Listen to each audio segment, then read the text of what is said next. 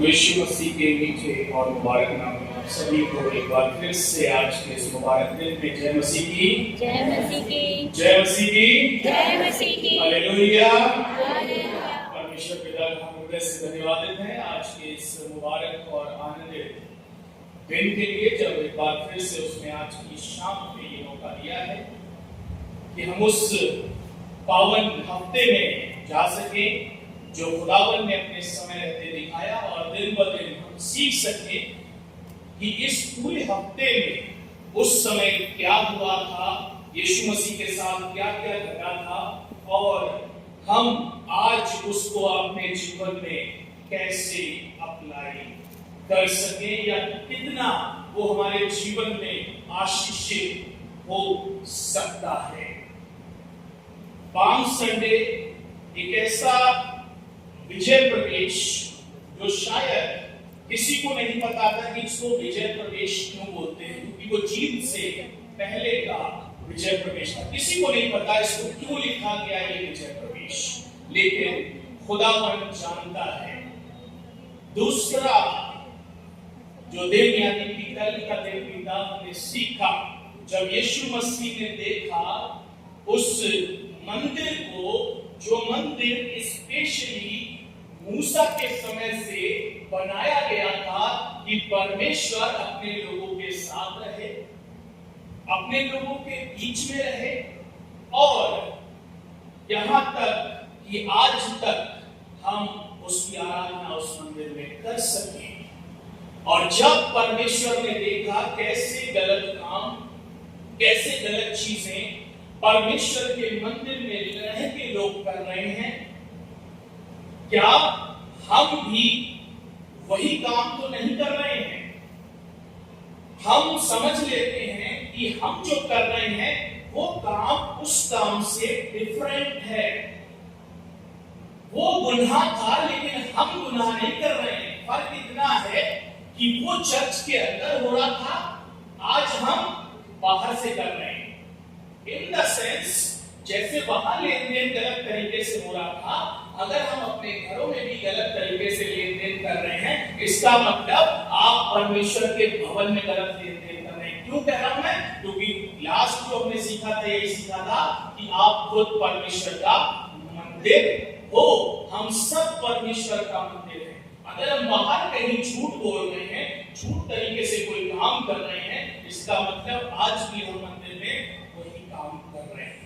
और उस पर परमेश्वर ने उस मंदिर को साफ रखने की बात की, एज वेल एज जो हमारा मन है उसको भी साफ रखने की आज्ञा दी।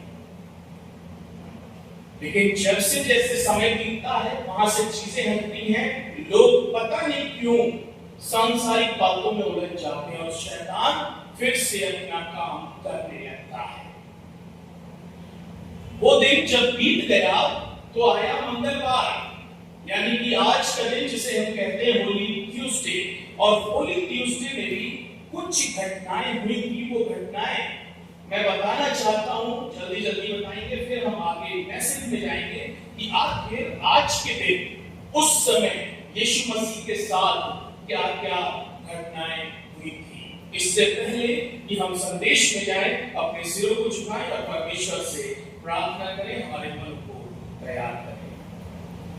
हमारे स्वर्गीय पिता, आदि और अंत, अल्फा और ओमेगा, तू जो था, तू जो है और तू जो आने वाला है, तेरी हुजूरी में बड़े आनंद के साथ अपने सिरों को झुकाते हुए तेरे नाम की बड़ाई, तेरे नाम की हमदो सिताइश करते हैं खुदावन, क्योंकि एकमात्र परमेश्वर स्वर्ग के नीचे और पृथ्वी के ऊपर तू इसके योग्य है।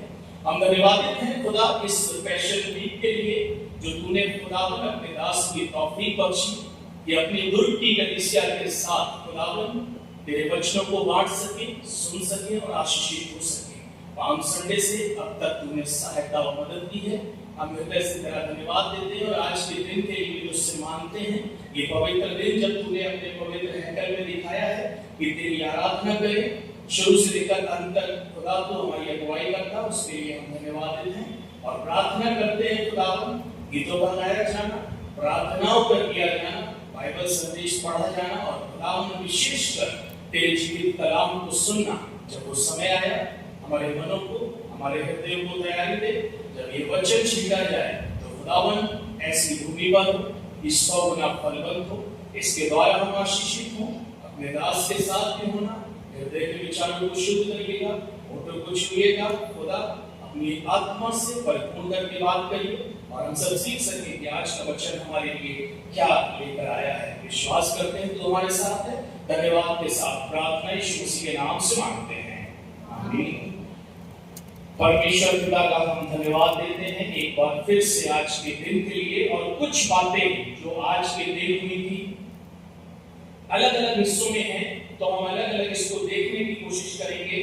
जो पहली बात परमेश्वर के साथ हुई थी, जब आप मरकुस रचित सुसमाचार को देखेंगे 11 अध्याय और 27 पद से 33 पद तक, वहां पर आप देखेंगे परमेश्वर के साथ आज के दिन में बातचीत हो रही है। किसकी? शास्त्रियों और फरीसियों की। और उससे सवाल पूछा जा रहा है, क्वेश्चन पूछा जा रहा है परमेश्वर से कि तू जो सारे काम करता है वो किसकी मर्जी से करता है, क्यों करता है, किसके अधिकार से करता है। अधिकार का सवाल परमेश्वर से पूछा जा रहा है। परमेश्वर भी बड़ी बुद्धिमत्ता के साथ जवाब देते हैं। वहां कहते हैं, पहले मुझे तुम बताओ कि यूहन्ना का बपतिस्मा कहां से है? क्या मनुष्य से है, क्या स्वर्ग से है? काउंटर क्वेश्चन उन्होंने किया और लोगों के पास जवाब नहीं था। जवाब नहीं था। अधिकार का प्रश्न उससे किया गया। उसके बाद परमेश्वर ने दृष्टांत कहा, जो चेतावनी का दृष्टांत कहा जाता है। मरकुस 12:1 से 12 तक जो पढ़ा जाएगा, तो वहां आप देखेंगे एक दृष्टांत कहा। किसान का दृष्टांत है कि एक भूमि को उसने किसी को दे दिया और उसने भेजा कि कुछ अपने किसी दास को भेजूं ताकि मुझे कुछ मिल जाए। तो वो लालच जिसको दिया था उनके अंदर आ गया और वो क्या कहने लगे, दास को मार दो। एक को मारा, दो को मारा, जितने दास भेजे गए सबको मार दिया गया। अंत में उस मालिक ने अपने बेटे को भेजा कि हो सकता है इस पर ये दया करे। लेकिन सबने सोचा ये तो वारिस है, हम इसको ही मार दें, सब कुछ हमारा हो जाएगा। ये सिनेरियो आज के दिन में है। उसके बाद शास्त्रियों और फरीसियों के साथ उनका वाद विवाद, डिबेट जो हुई। मरकुस रचित सुसमाचार उसका 12 अध्याय अभी जो पढ़ा गया 13 पद से और आगे तक जब आप पढ़ते चले जाएंगे 37 पद तक, वहां पर आपको देखने को मिलेगा एक विवाद परमेश्वर के साथ बातचीत हो रही है। किसकी? यहूदियों और फरीसियों की।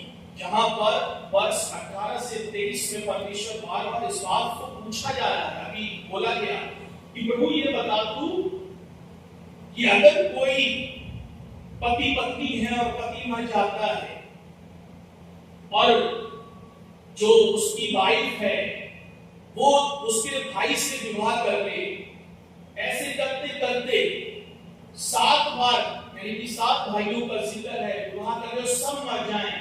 जब पुनरुत्थान का दिन होगा तब रिजल्ट क्या होगा? परमेश्वर और बड़ी संजीदगी से जवाब देते हैं, ऊपर किसी का विवाह नहीं होगा। पहचानेंगे एक दूसरे को जरूर, लेकिन विवाह नहीं होगा। स्वर्ग की जिंदगी ऐसी बड़ी बुद्धि के साथ उन्होंने जवाब दिया। उसके बाद आज के दिन जो घटना हुई वो हुई, परमेश्वर से लोगों ने पूछा सबसे बड़ी आज्ञा क्या है? परमेश्वर ने पुराने नियम को याद करते हुए, वो 10 आज्ञाओं को याद करते हुए परमेश्वर ने 2 आज्ञाओं को ठहराया। सबसे बड़ी आज्ञा में पहली क्या कहती? उसने अपने परमेश्वर से अपने समान बिल्कुल प्रेम कर, किसी और से प्रेम नहीं करना है, किसी और देवता के पीछे नहीं जाना है। दूसरी आज्ञा, अपने पड़ोसी से अपने के समान प्रेम कर, इससे बड़ी कोई और आज्ञा नहीं है। जब इसका कंक्लूजन आप पढ़ेंगे, ये 2 आज्ञाओं की बात कर रहे हैं।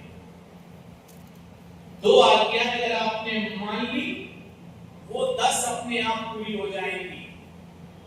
जिसने प्रेम कर लिया उसने सब कुछ पूरा कर दिया।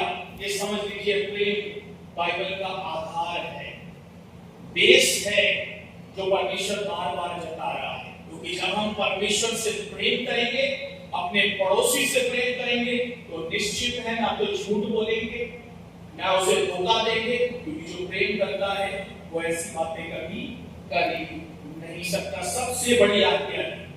फिर सवाल उससे पूछा गया, मसीह किसका पुत्र है?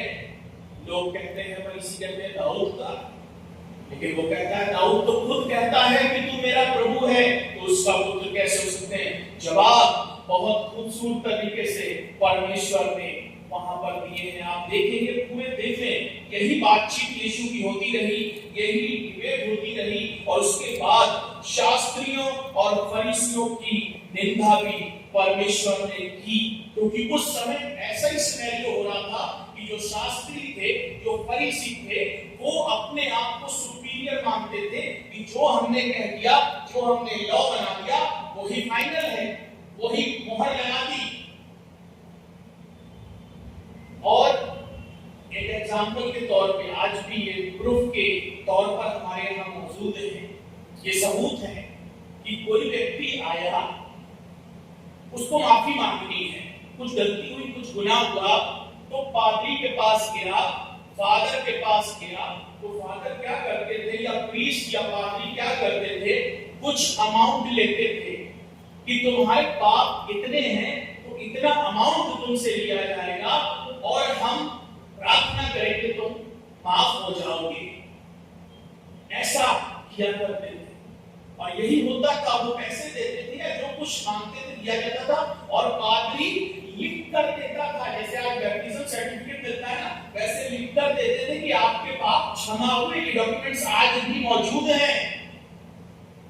ऐसे ऐसे गलत काम प्रीस्ट लोग भी उस समय कर रहे थे, भवन में रहते हुए। परमेश्वर से निंदा की कि वो ऐसे ही लोग थे जो आराधनालय में मुख्य स्थान चाहते थे और अपनी मर्जी चलाना चाहते थे। ऐसा परमेश्वर ने कभी नहीं चाहा।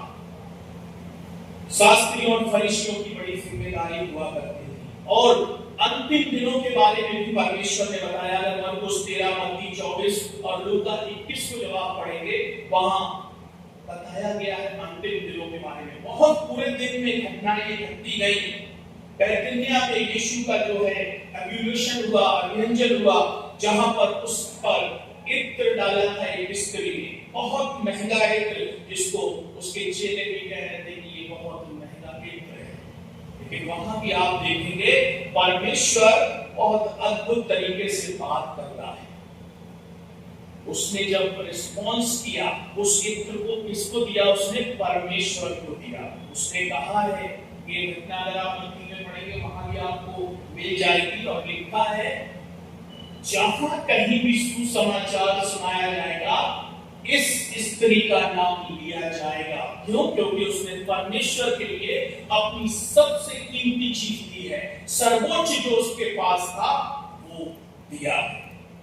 और एक घटना और घटी थी, और वो घटना थी, यीशु मसीह मंदिर में था और वो देख रहा था कि कौन कैसे ऑफरिंग डाल रहा है, जो दान हमारा होता है, वो उस चीज को देख रहा था। ये होली ट्यूसडे की बात बता रहा हूं, वो उसको देख रहा था। ये घटना जब आप पढ़ेंगे मरकुस रचित सुसमाचार, उसके 12वें अध्याय में आपको मिलेगी 41 और 44 पद तक। और जब इसको देखेंगे तो आप समझिए वो क्या कहना मांग रहा है। वो देख रहा है आपका देना क्या होता है, वो देख रहा है आपकी नीयत क्या है। जैसे पूरा कित्र उसने उड़ेल दिया, पता नहीं कब से जमा कर रही होगी कोई स्त्री। और वहीं पर एक विधवा ने, कंगाल विधवा जिसको बोला गया बाइबल में, लिखा है 2 दमड़ियां डाली, और परमेश्वर ने कहा कि इसने सबसे ज्यादा डाला है। आज हम परमेश्वर की हुजूरी में कैसे निकालते हैं या कैसे देते हैं, कभी सोच कर देखिएगा। अमूमन अगर मैं गलत नहीं हूं, जब हम देते हैं, जब हमें लगता है we have sufficient in our house, जब हमारे घर में पर्याप्त है या उससे अधिक है कि अब चलो थोड़ा परमेश्वर के कामों के लिए देते हैं, अब थोड़ा। लेकिन हम कभी ये कोशिश नहीं करते हैं कि हमारे पास नहीं भी है फिर भी हम पहले परमेश्वर को देंगे। याद करिए सारफत की विधवा को, वो नहीं देना चाह रही थी, एक टाइम का खाना था उसके पास, वो परमेश्वर के नाम से नहीं देना चाह रही थी। लेकिन हुआ क्या, परमेश्वर के दास ने कहा पहले जो है मुझे दे, और जब मुझे दे तो रिजल्ट क्या हुआ, बाइबल कहती है उसके कुप्पी का तेल और कुब्बे का आटा कभी खत्म नहीं हुआ, कभी खत्म नहीं हुआ। परमेश्वर ऐसे बात करता है, ऐसे काम करता है। इस पूरे सिनारियो में, इस पूरी सिनारियो में आप एक चीज देखेंगे, वो ये है कि इतना सब कुछ पूरे दिन में घटा है, इतना सब कुछ पूरे दिन में घटा है, लेकिन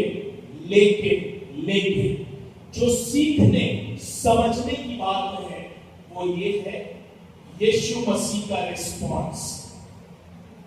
यीशु मसीह ने एक भी रिस्पॉन्स यहां पर गुस्से में नहीं दिए, एक भी ऊंची आवाज में नहीं दिए। यीशु मसीह की विनम्रता, नम्रता यहां झलक रही है।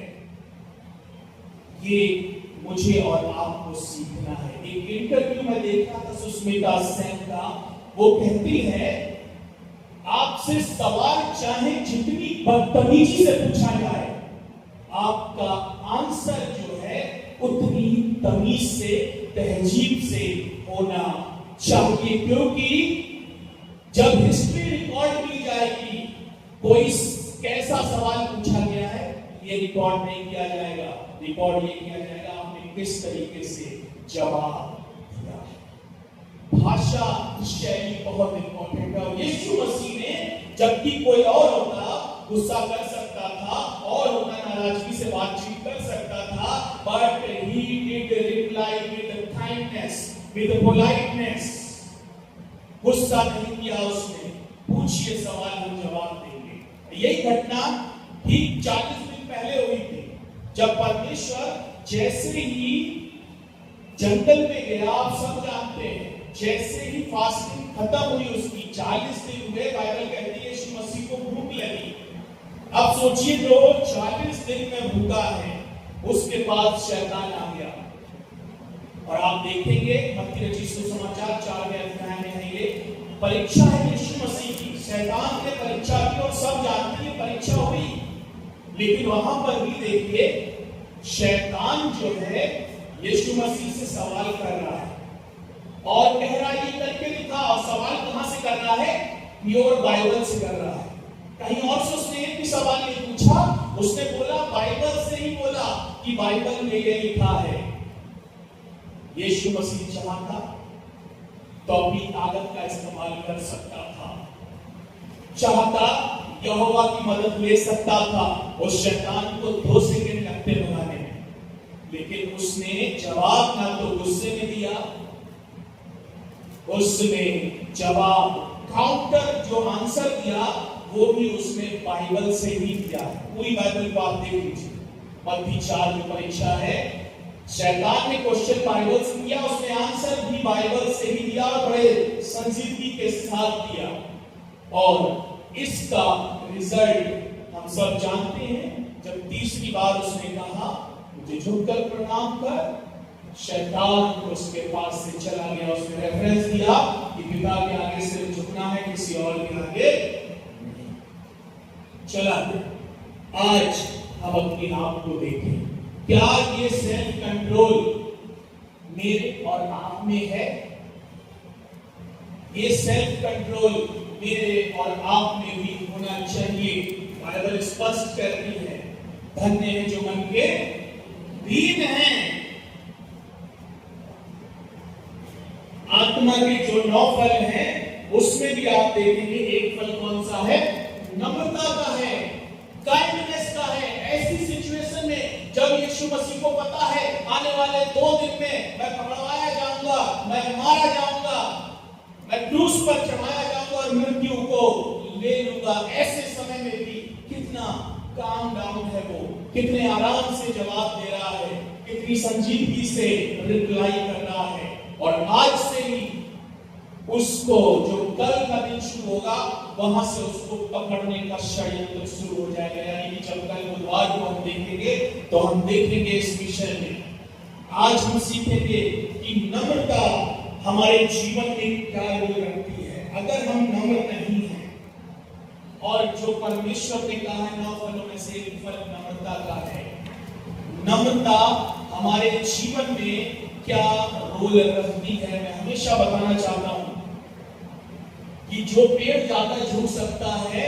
सबसे ज्यादा फल उसी में लगते हैं। तने पे कभी लग ही नहीं सकता। झुकता वही है जो जीवित है, मरा हुआ कभी झुक सकता है? कभी नहीं, कभी भी नहीं। एक बार मैं इंटरव्यू देख रहा था, एक व्यक्ति है जिसने पूरी जिंदगी आईसीयू में ड्यूटी करी है।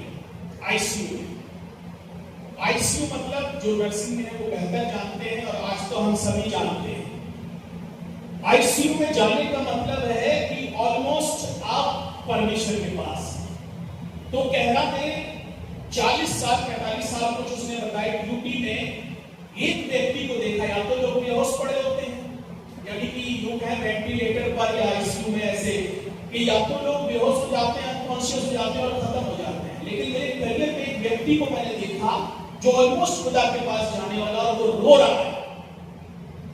और वो जब रो रहा है तो कहा, मैं उसके पास गया और उसके सर के ऊपर हाथ रखा और पूछा कि तू क्यों रो रहा है? बोला कि मैं रोते रोते ही शायद मर जाऊंगा। बोला क्यों? डेथ बेड पे है, ऐसा क्यों?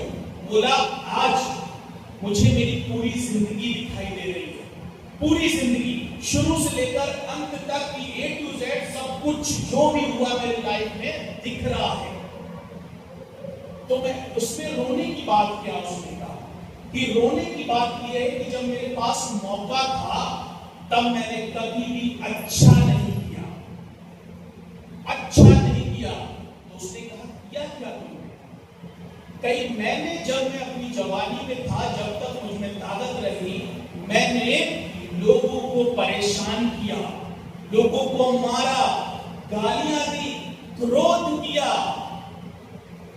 बोला कि सब करके क्या मिला कि तब मुझे मजा आता था, मुझे मेरे ईगो को अच्छा लगता था। लेकिन आज वो समय है कि मैं ये सारी चीजें याद कर रहा हूं, और अब तो वो समय है कि मैं इन सब से माफी भी नहीं मांग सकता, शायद मैं रोते रोते मर जाऊंगा। आज ये स्थिति में याद रखिएगा, बहुत गहरी बात उसने बोली। इस स्थिति में यहां से लेकर जितने बैठे हैं यहां सर्कल और इवेंट में, इस स्थिति में सबको आना है, कोई भी बचेगा नहीं डेथ बेड से। वहां तक जाना है। आप याद रखिए, मुझे याद रखना है कैसे आप जाना चाहते हैं, रोते रोते या हंसते हंसते।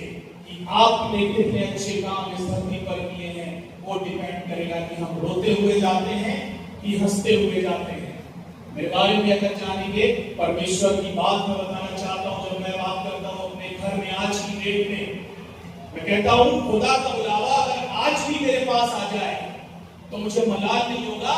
एक ही ख्वाहिश है कि मैं हंसते हंसते परमेश्वर के पास जाना चाहता हूं, क्योंकि अब ऐसे सारे गलत काम मैंने छोड़ रखे हैं। जो कभी झूठ भी बोल देता था, कभी क्रोध भी कर देता था, लेकिन आज स्थिति यह है सब कुछ पीछे छोड़ दिया है। मैं दावे से कहता हूं हंसते हंसते जाओ, हंसते हंसते। परमेश्वर का अनुग्रह रहा है।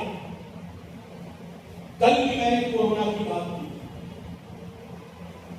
चर्च वाले अपनी चीजों को बताते हैं, वो सेफ्टी चाहते हैं पास्टर की। आज भी मेरे पास वो पीपी की किट रखी हुई है, पता नहीं कितने फ्यूनरल दे डाले, मैंने परवाह नहीं करी, लोग छुप के बैठ जाते थे, मिलते नहीं थे।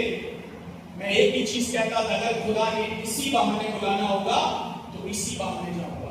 ऐसे ऐसे मैंने फ्यूनरल दिए हैं, घर वाले कब्रिस्तान के गेट के बाहर खड़े होते थे, मैं कब्र के पास खड़ा होता था, एक ही चीज बोलता था कि मृत्यु एक बार आती है और अगर उसकी विधि सही नहीं हो पाई तो मेरा पादरी बनना बेकार है। और खुदा ने इसी बहाने, और कोई भी किट नहीं, कुछ नहीं, नथिंग, प्रभु चाहेगा तो इसी बहाने से। परमानेंट हॉस्पिटल्स में गया, लोगों को गले लगाया, लोगों के लिए प्रार्थनाएं की, कभी मैंने अपने आप को रोका नहीं। हुआ कोरोना, ऐसा नहीं कि नहीं हुआ, उसको भी फेस किया कि प्रभु तेरी मर्जी। नम्रता हमारे जीवन में बहुत जरूरी है। आज हम नम्रता के विषय में सीखेंगे जो परमेश्वर हमें सिखा दिया है। ये नम्रता आखिर हमारे जीवन में करनी क्या है। पहली बात याद रखिएगा, नम्रता जो है हमेशा आपको ऊंचा उठाती है। नम्रता जो है हमेशा आपको ऊंचा उठाती है। जैसे कल मैंने बताया, मैं डायरेक्ट ऊंचा नहीं हो सकता जब तक मैं झुकूंगा नहीं, ऊपर जा नहीं सकता। कोई भी पेड़ है तो डायरेक्ट बड़ा नहीं हो सकता, उसे छोटे से बड़ा होना है। कोई भी बिल्डिंग डायरेक्ट बड़ी नहीं बन सकती, उसे एक एक ईंट करके बड़ा होना होगा। This is called kindness, this is called politeness. We have to polite in our life if we want grow in Christ. अगर हम खुदा में पढ़ना चाहते हैं, लूका रचित सुसमाचार उसका 14वां अध्याय और 11 पद, मेहरबानी से कोई भी पढ़िएगा, देखिए क्या कहता है। लूका 14 और उसका 11 क्या कहता है? क्योंकि जो कोई अपने आप को बड़ा लिखा बनाएगा, है, बाइबल कह रही है, मैं नहीं कह रहा हूं, जो कोई अपने आप को बड़ा बनाएगा वह छोटा किया वह जाएगा, छोटा किया जाएगा, और जो कोई अपने आप को छोटा जो बनाएगा कोई अपने आप को छोटा बना लेगा वह बड़ा किया वो जाएगा। बड़ा किया जाएगा। ये एक एग्जाम्पल परमेश्वर दे रहा है नम्रता का। कितना भी आपके पास कुछ भी हो जाए, but be yourself down to earth. अपने आप को उस जमीन से जोड़ कर रखें कि आपसे जो मिले उसको ये नहीं लगना चाहिए नहीं इसको बहुत घमंड हो गया अपने पैसे का, ये बदल गया, ऐसा नहीं होना चाहिए। आपका भी है वैसा का वैसा ही होना चाहिए। हर किसी के साथ भी लगे कि आपसे छोटा व्यक्ति भी मिले तो उसको शर्मिंदा ना होना पड़े, उसको ऐसा फील कराइए। हम इस बात से देखें मत्ती रचित सुसमाचार उसका 11 अध्याय 29 पद में परमेश्वर इस बात को कह रहा है सीखने के लिए। क्या कह रहा है देखिए, मत्ती उसका 11वां अध्याय और 29 पद में पढ़िएगा। हाँ उठा लो, ये यीशु मसीह के शब्द है, मेरे शब्द नहीं है। मुझसे सीखो क्योंकि मैं नम्र और दीन हूँ। परमेश्वर कह रहा है मुझसे सीखो क्योंकि मैं खुद नम्र और दीन हूँ। आज हम सीखने तो आते हैं लेकिन सीख कर जा नहीं पाते हैं। हम अलग रूप लेकर आते हैं, चर्च के अंदर बैठते हैं, गेट से बाहर निकलते ही हमारा अलग रूप हो जाता है। क्यों नहीं हम सेम रह पाते हैं जब हम परमेश्वर की उपस्थिति में हैं? बड़ा काइंडनेस हमारे अंदर है, बड़ा प्रेम हमारे अंदर है। Why not same out of the church in the society? क्यों हम सोसाइटी में वैसे नहीं हैं जैसे हम चर्च में होते हैं? नम्रता बाइबल कहती है हमेशा ऊंचा उठाती है। दूसरी बात इंपॉर्टेंट, नम्रता जब हमारे जीवन में होती है तो परमेश्वर हमारी ओर दृष्टि करता है। परमेश्वर जो है हमको देखता है। इस बात को ध्यान रखिए, जितना हम नम्र होंगे परमेश्वर की निगाहें हम पर होंगी, परमेश्वर हमको देखेगा। जितना हम नम्र होंगे परमेश्वर की दृष्टि हम पर बनी रहेगी। यशायाह नबी की किताब उसका 66वां अध्याय और दूसरे पद में देखिए क्या लिखा है। यशायाह 66 चैप्टर 2, कोई भी मेहरबानी से पढ़िए। सुनिएगा, ये मेरे शब्द नहीं है, खुद कह रहा है परमेश्वर, यहोवा की ये वाणी है, ये सारी की सारी वस्तुएं, सुनिएगा, जिस पर हम घमंड कर रहे हैं, परमेश्वर कह रहा है ये सारी वस्तुएं मेरी ही बनाई हुई हैं, इसलिए ये सब मेरी ही हैं, सुनिएगा, मैं उसी की ओर दृष्टि करूंगा जो दीन और खेदित मन का हो। आगे सुनिएगा, ये लाइन मुझे बहुत अच्छी लगती। और क्या हो? मेरा वचन सुनकर थर थराता हो। The fear of the Lord is the wisdom. Bible कह रही है जो वचन सुनकर थर थराता। आज हम कितना डर रहे हैं। 100 बार मैं परमेश्वर से कहता हूं कि वेदी पर जा रहा हूं, प्रभु पवित्र रखना। डर वो होना चाहिए परमेश्वर का कि हम क्या कर रहे हैं अपने जीवन में। छोटी छोटी बातें परमेश्वर नोट करता है, बड़ी बड़ी तो एक बार माफ भी कर देगा, लेकिन जो छोटी छोटी जो जान के हम गलतियां करते हैं, हम अपने चर्च को समय नहीं दे पाते हैं, हम निरंतर झूठ बोलते हैं अपने ऑफिस में, अपने बच्चों से गलत कह जाते हैं, परमेश्वर छोटी छोटी बातों को नोटिस करता है। हम इस बात को समझें, परमेश्वर हमारी ओर दृष्टि करता है। दूसरी बात और तीसरी बात जो बहुत इंपॉर्टेंट है हमारे और आपके लिए, कि तीसरी बात जो नम्रता लाती है वो लाती है कि वो विनाश को टाल देती है। जो नुकसान हमारा होना होता है, जो गलतियां हमसे होने वाली होती हैं, या जो बहुत बड़ा नुकसान होने जा रहा हो, उसको परमेश्वर खत्म कर देता है। पहला राजा उसका 21 अध्याय और 29 पद में देखिए क्या लिखा है। पहला राजा उसका 21 अध्याय और 29 पद में देखिए क्या परमेश्वर कह रहा है। यहाँ पर एक राजा की बात है, देखिए पढ़िए। पहला राजा उसका 21 अध्याय 29 पद। हाँ, डेरे डाले पड़े रहे, 7वें दिन युद्ध छिड़ गया। पहला राजा 21 पढ़िए 29 देखिए ये लिखा है, क्या तुमने देखा है कि अहाब मेरे सामने, लिखा है अहाब पहले नंबर नहीं था, लेकिन यहाँ लिखा है वो मेरे सामने नंबर बन गया। और आगे इस कारण कि मैं मेरे सामने नंबर बन गया है। आगे सुनिएगा, ये बहुत गहरी लाइन है। मैं वो विपत्ति इसके जीते जी जीवन भर नहीं डालूंगा। हालेलुया। परमेश्वर जो है कह रहा है वो मेरे सामने नम्र बन गया है, अब ये विपत्ति जीवन में उसके ऊपर कभी नहीं डालूंगा जब तक जीवित है। आज हमारे अंदर भी जो परेशानियां दिक्कतें आ रही हैं, और रीजन यही है कहीं कहीं हम नम्र नहीं है, कहीं कहीं विनम्र नहीं है। यहाँ कह रहा है कैसे वो मेरे सामने नम्र बन गया, ये विपत्ति उस पर डाली थी, वो जीते जी उस पर नहीं डालूंगा। आज मुझे और आपको सीखना है इस बात से कि बड़ी से बड़े विनाश जो हैं वो टल जाते हैं जब हम परमेश्वर की उपस्थिति में होते हैं। तीसरी बात, नम्रता जो है विनाश को टाल देती है, नुकसान को टाल देती है। चौथी बात जो बहुत इंपॉर्टेंट है और वो ये है कि जब आप नम्र होते हैं तो आपकी प्रार्थनाएं सुनी जाती हैं। जब आप, क्योंकि अभी हम प्रार्थना करने बैठते जरूर हैं, लेकिन कहीं कहीं हमारे मन में विरोधाभास है लोगों के लिए, कहीं कहीं हमारे मन में जेलसी है। लेकिन बाइबल कहती है जब आप नम्र होंगे परमेश्वर आपकी प्रार्थनाओं को सुन लेगा।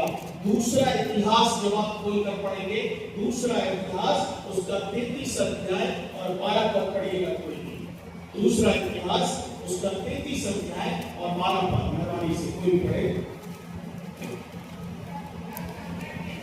तब लिखता है संकट में पड़कर अपने परमेश्वर यहोवा को मनाने लगा। लिखा है और अपने पूर्वजों के परमेश्वर यानी कि अब्राहम, इसहाक और याकूब के परमेश्वर के सामने, लिखा है थोड़ा नहीं बहुत ज्यादा दीन हो गया यानी कि नम्र हो गया।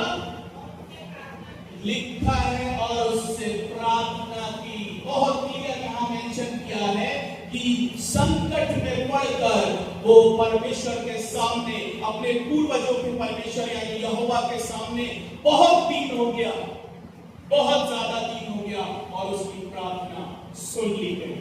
अगले ही अध्याय, अगले ही पद में आप पढ़ेंगे, वहां लिखा है जो परमेश्वर को राज्य देना था, उसका राज्य उसको वापस लौटा दिया।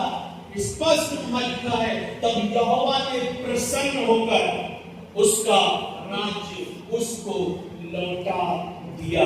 ये है नम्रता का एक प्रतीक जो हमें दिखाई देता है। प्रार्थनाएं हमारी सुनी जाती है।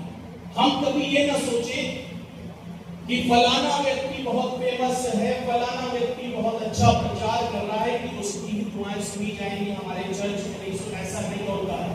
प्रार्थनाएं हर जगह सुनी जाती हैं, बस बजाय रीजन ये है कि आपका विश्वास कितना मजबूत है, उस समय आप कितना नम्र हैं, परमेश्वर प्रार्थनाओं को सुनता है। आज मैं एक रियल इंसिडेंट बताता हूँ। पाकिस्तान साहब से आज मैं शेयर कर रहा था, परमेश्वर डालता है इसलिए बता रहा हूँ कि प्रभु कैसे अद्भुत काम करता है। एक हमारे मित्र हैं, क्रिश्चियन ही है वो भी, उनकी शादी हुई। शादी होने के बाद उनकी वाइफ को बेबी कंसीव हुआ, और कंसीव होने के 6-7 महीने आप सब जानते हैं ऐसा चलता रहता है रूटीन चेकअप। 6 महीने या 7 महीने बाद जब उन्होंने अल्ट्रासाउंड और सारी चीजों को कराया, तो पहले डॉक्टर ने मना कर दिया कि बच्चा ठीक नहीं है, स्टेबल नहीं है पूरी तरह से, आप इसको हटा लीजिए, बेहतर ये होगा। दोनों हस्बैंड एंड वाइफ बहुत निराश हुए। उन्होंने कहा फर्स्ट ओपिनियन ठीक नहीं है, कानपुर यूपी की बात बता रहा हूं। उन्होंने सेकंड ओपिनियन ली, सेम रिस्पॉन्स डॉक्टर का। थर्ड ओपिनियन ली, सेम रिस्पॉन्स डॉक्टर का। इस तरीके से 4 फेमस डॉक्टर्स की ओपिनियन ली जो बेस्ट गायनेकोलॉजिस्ट थे, और 4-5 डॉक्टर ने यही कहा कि नहीं हो सकता, और रीजन बताया कि सब कुछ ठीक है, बेबी पूरा है, सब कुछ है, सर भी है, लेकिन एक चीज जो नहीं थी वो था ब्रेन। दिमाग बिल्कुल नहीं था, ये पोर्शन पूरा खाली, तो कोई मतलब नहीं। उन्होंने कहा ये पैदा भी हो गया। कोई 11 बजे रात को मेरे पास फोन आया, मैं अपने चर्च में था, कोटा में पोस्टिंग थी मेरी, और रो रहा है वो, कह रहा मैं क्या करूं, डॉक्टर्स ने ऐसा ऐसा मुझे बोल दिया। मैंने कहा देख वो डॉक्टर हैं और अच्छी बात है, वो जो कह रहे हैं उसको हमें फॉलो करना ही करना है, नो डाउट जो डॉक्टर कह रहा है, लेकिन एक और डॉक्टर है जो उससे बड़ा है, एक और डॉक्टर है जो सब कुछ बदल सकता है, एक और डॉक्टर है जो सारी चीजें ठीक कर सकता है, एक और डॉक्टर है जो मुर्दों में जान डाल देता है, एक और डॉक्टर है जो अंधों को आंखें दे सकता है। मैंने उससे कहा अपनी वाइफ को बुला, ऑनलाइन बात कर रहा हूं, सिर्फ फोन पे बात हो रही है, पास में बुलाया। मैंने कहा अपनी वाइफ के पेट पर हाथ रख और मैं प्रार्थना करता हूं। प्रार्थना की 10 मिनट एटलीस्ट प्रार्थना की होगी स्पीकर पर। उधर से रिस्पॉन्स आया उसकी वाइफ का कि भैया मुझे कुछ फील हुआ ड्यूरिंग योर प्रेयर, आपकी प्रार्थना से मेरे शरीर में कुछ महसूस हुआ। और वो डिसीजन ले चुके थे अगले दिन कि जो डॉक्टर्स ने कहा है वो करेंगे। फिर मैंने एक लाइन बोली, मैंने कहा राहुल जो डिसीजन तुमने लिया है वो एक्सेप्टेड है, लेकिन मुझे तो बड़े भाई की तरह मानता है, मैं मुझे इतना कहना चाहता हूं, ये ऑपरेशन कराने से पहले सिर्फ एक बार रिपोर्ट करा के डॉक्टर को दिखाने, सिर्फ एक बार, उसके बाद जो तेरा फैसला है फैसला हो ही रहेगा। सेम जो पहले डॉक्टर थे उनके पास गए, उन्होंने बोला सर मैं चाहता हूं जो आप चाहते हैं वो करिए, लेकिन एक बार टेस्ट करिए। वो रिपोर्ट्स आज भी मेरे पास मौजूद है, मेरे मोबाइल में पड़ी हुई है, जो उसने मेरे को भेजी थी। पहला टेस्ट हुआ, वो डॉक्टर सारी रिपोर्ट देखकर हैरान, बच्चे में पूरा का पूरा दिमाग पाया गया। Praise the Lord. परमेश्वर ऐसे काम करता है, उसने सारे डॉक्टर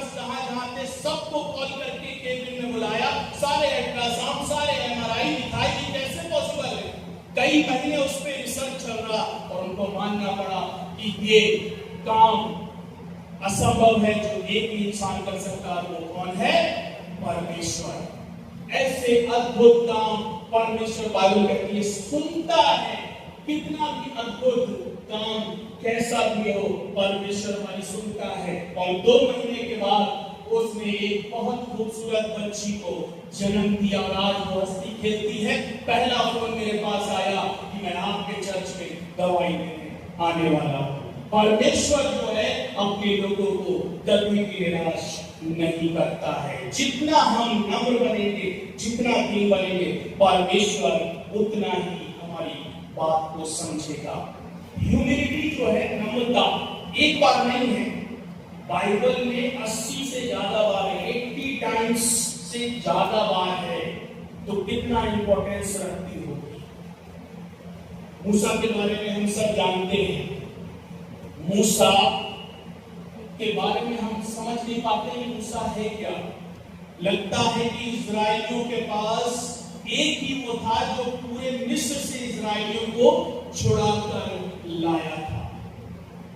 कैसे गया होगा, किस अंदाज में बात की होगी उसने मिस्र में, किस अंदाज से फिरौन से बात की होगी। ऐसा लगता है बहुत एटीट्यूड वाला होगा, बहुत गुस्से वाला होगा। लेकिन जब आप गिनती की किताब पढ़ेंगे उसमें आपको पता चलेगा जो मूसा है वो सबसे नम्र व्यक्ति है। गिनती की किताब उसका 12 अध्याय और 3 पद पढ़िए, क्या लिखा है? मूसा पृथ्वी भर के रहने वाले सब मनुष्य से बहुत अधिक नम्र स्वभाव का था। मूसा जो है सबसे अधिक क्या था? नम्र स्वभाव का। सोचिए, एक ऐसा व्यक्ति जो बिल्कुल नम्र है, फिरौन के पास गया, 6 लाख से ज्यादा इजरायली वहां गुलामी में है, उन सब को छुड़ा के ला रहा है। बाइबल कहती सबसे ज्यादा नम्र है। आज मैं और आप, जबकि उसको गुस्सा आना चाहिए था, उसको एटीट्यूड में, क्रोध में बात करना चाहिए था फिरौन से, लेकिन नहीं। बाइबल कहती है वो सबसे नम्र व्यक्ति है, सबसे ज्यादा नम्रता उसमें पाई जाती है। ये नम्रता मेरे और आपके जीवन में बहुत इंपॉर्टेंट रोल रखती है। आज जितना हलीमी से, जितना नम्रता से हम बात करेंगे, परमेश्वर हमारे साथ उतना ही ज्यादा ब्लेसिंग के साथ मौजूद होगा, उतनी ही ब्लेसिंग हमारे साथ होगी, उतनी ही आशीषें हमको मिलने पाएंगी। प्रभु जो है बहुत अद्भुत तरीके से बात करना चाहता है आपसे और मुझसे। इस पैशन वीक में, इस महापवित्र महीने में हम चल रहे हैं। ये महीना बड़ा पवित्र और पाक कहा जाता है। अगर हम प्रभु के पास आते हैं, अपने दिल को साफ रखें, प्रभु निश्चित तौर पर आपको ऊंचा उठाएगा, आपको बड़ा बनाएगा। प्रभु चाहता है कि हम कैसे भी हो लेकिन नम्र हो, हम किसी को पलट के जवाब ना दें। एक किस्सा बताना चाहता हूँ, इलस्ट्रेशन देना चाहता हूँ। एक टीचर है, ये अक्सर सुना भी होगा शायद आपने। एक टीचर है और वो एक गेम खिलाता है एडल्ट्स को, और गुब्बारे पर सबके नाम लिखता है। ये समझ लीजिए कि चर्च में ये चल रहा है, और कहता है वो टीचर कि हर गुब्बारे पर तुम्हारा नाम लिखा है, यानी कि एक गुब्बारे पर एक व्यक्ति का नाम लिखा है, और विजेता वही होगा जो पहले गुब्बारा ढूंढ लेगा अपने नाम का। अब 100 लोग मान लीजिए वहां पर 100 गुब्बारे ऐसे फैले हुए हैं, कैसे ढूंढेंगे? और आपके पास वही, जैसे मैंने पहले भी एक गुब्बारे की बताई थी, 30 सेकेंड है आपके पास। अब यहाँ पर ये स्थिति है कि फोड़ नहीं सकते आप, क्योंकि अगर फोड़ दिया तो अपना नाम देख नहीं पाएंगे। तो किसी ने नहीं फोड़ा और ढूंढने में लग गए। जैसे ही उसने कहा अब का टाइम शुरू होता है, अब वो ढूंढ रहे हैं 30 सेकंड हो गए, लेकिन किसी को भी अपने नाम का गुब्बारा नहीं मिला। सब जैसे उसने बोला टाइम अप, अपना अपना गुब्बारा जो भी जिसके हाथ में पकड़ के खड़े हो जाएंगे, पकड़ के खड़े हो गए, सबके नाम पर अलग अलग अलग अलग अलग। किसी ने दिमाग नहीं लगाया, किसी ने नहीं सोचा कि विदिन सेकंड में काम हो सकता है, विदिन 5 सेकंड में जो काम हो सकता है। हम उलझे रहे ढूंढने में अपने अपने। अब उसने एक शब्द बोला टीचर ने, उसने कहा एक काम करो, जिसके पास जिसके नाम का गुब्बारा है उसको जाके दे दो। 2 सेकंड लगे, सबके पास सबके नाम का गुब्बारा पहुंच गया। आज हम और आपकी स्थिति भी ऐसी है कि हम काम तो करते हैं लेकिन हम चाहते हैं कि हमारे पास हमारा। जब हम दूसरों को देना सीखेंगे, नहीं हमारी खुशी नहीं है, ये तुम्हारा है, ये तुम्हारा, ये लो, सबके पास अपना अपना पहुंचेगा, सबके पास अपना अपना पहुंचेगा। एक पिक्चर मैंने बहुत अच्छी देखी थी, शायद आपने देखी या नहीं देखी। पिक्चर मतलब फिल्म नहीं, पोस्टर, फोटो। उसमें एक कुआं है, कुआं या कहें कढ़ाई है, बहुत बड़ी कढ़ाई है।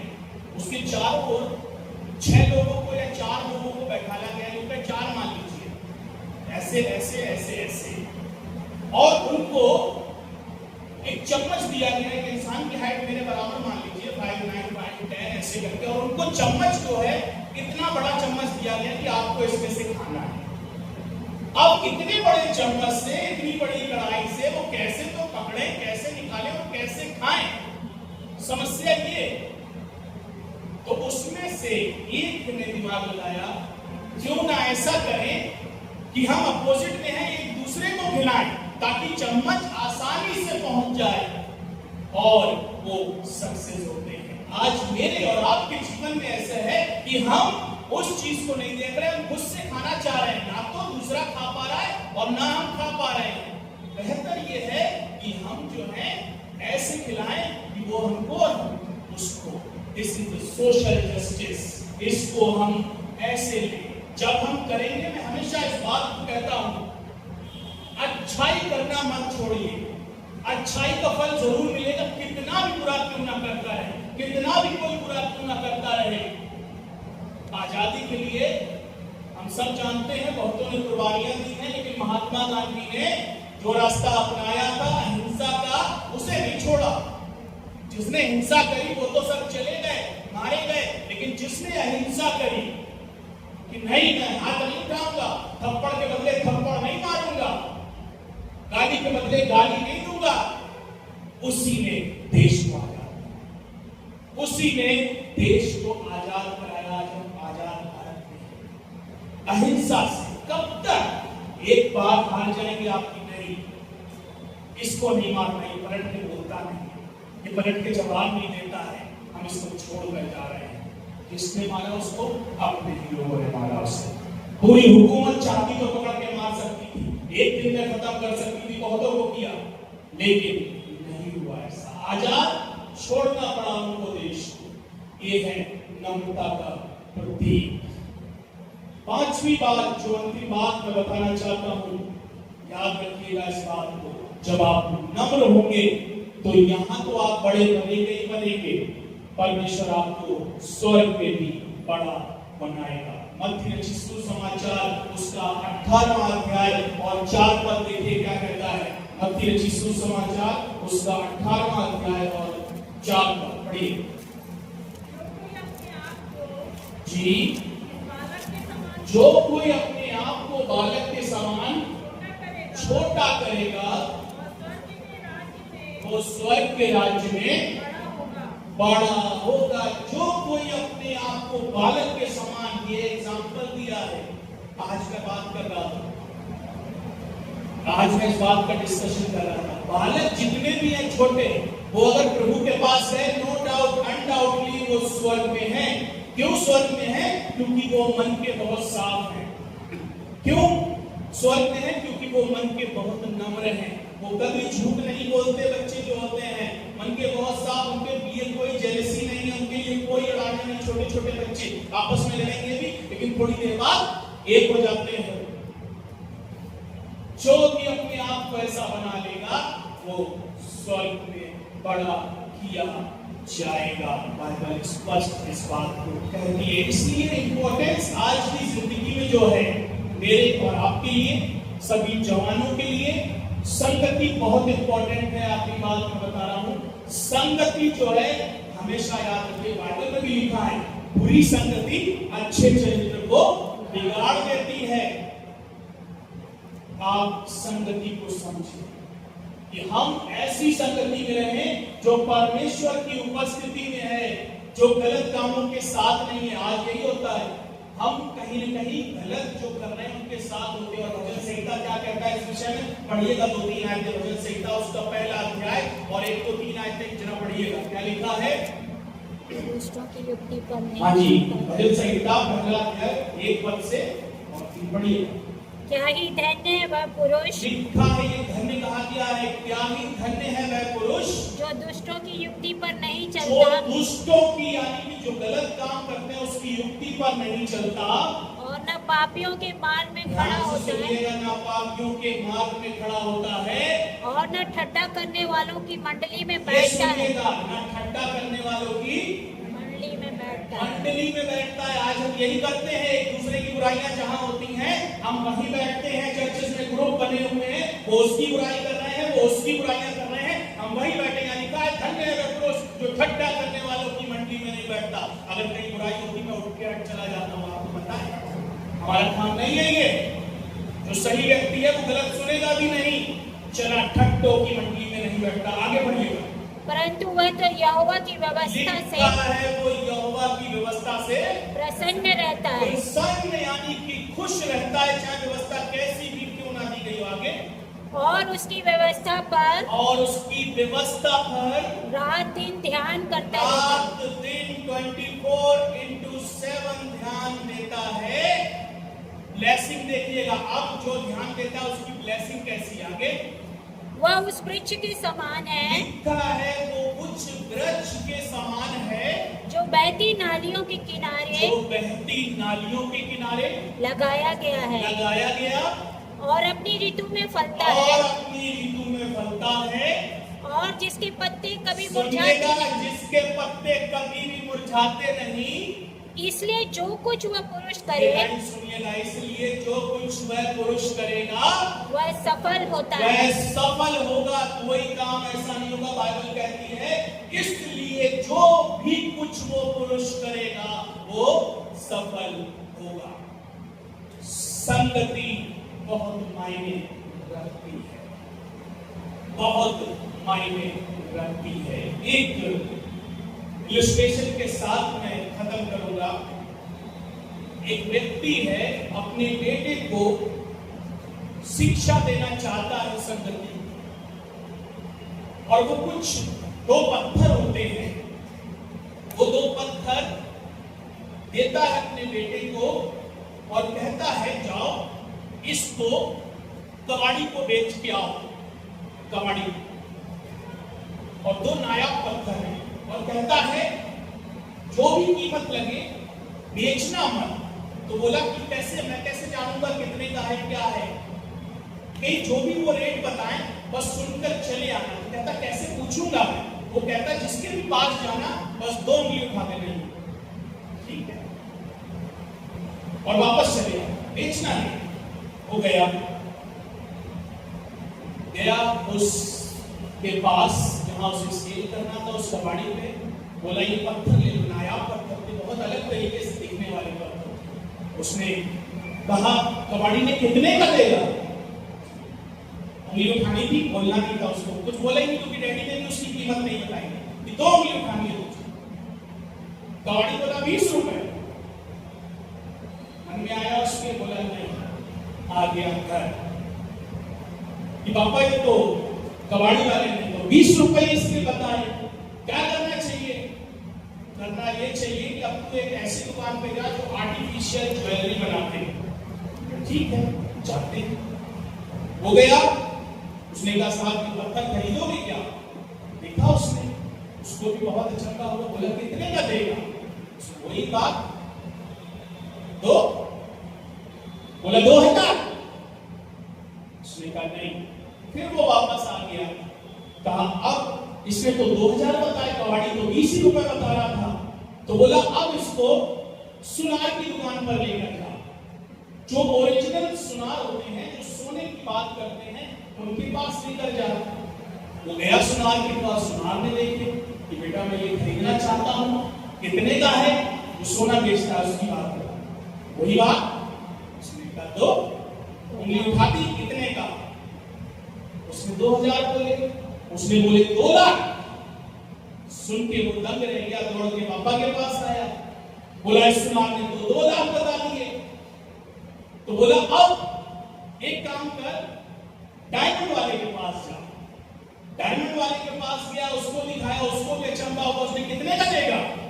उसने 2, ये उंगली उठाई, अरे 2 लाख। उसने बोला 20 का। और चौंका, ये क्या हो रहा है मेरे साथ? आया पापा के पास, दौड़ा दौड़ा, इतना 20 लाख कीमत लग गई।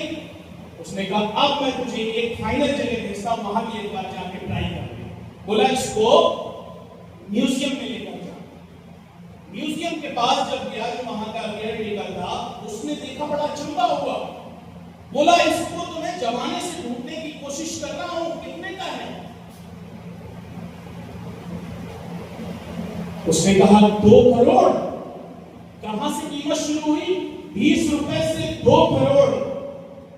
उसके घर पे आते का, पापा ये तो 2-2 करोड़ के पत्थर हैं, क्या कर रहे हो आप, कैसे?